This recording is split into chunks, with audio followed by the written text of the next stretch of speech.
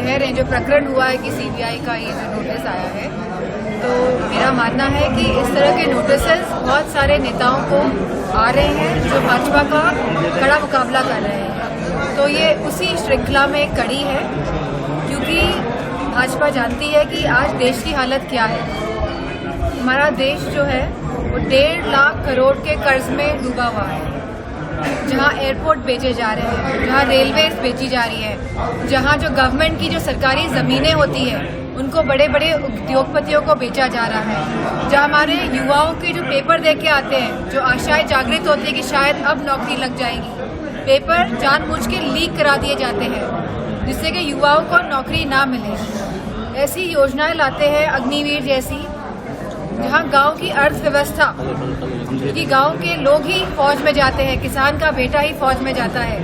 हमारी सरहदों की रक्षा करता है, तो ऐसी योजनाएं लाके गांव की अर्थव्यवस्था को खराब करने का काम करते हैं। जहां महंगाई का सवाल है,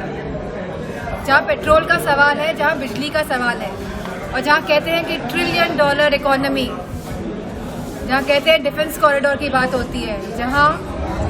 ग्लोबल समिट की बात होती है,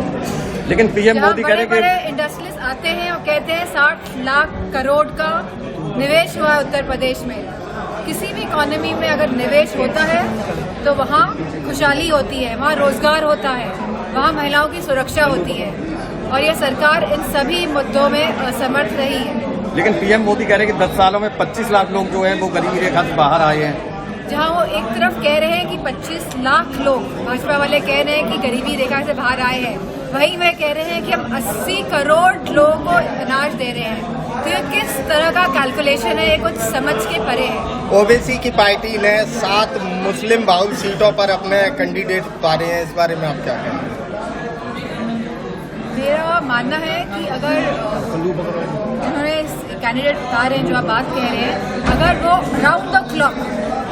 द क्लॉक का मतलब रोज लोगों से संपर्क बनाए, लोगों की बातें सुने, उनकी समस्याओं का समाधान करें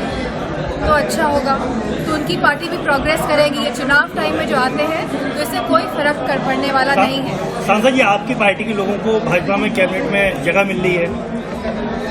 जैसे कि राष्ट्रीय अध्यक्ष जी ने कहा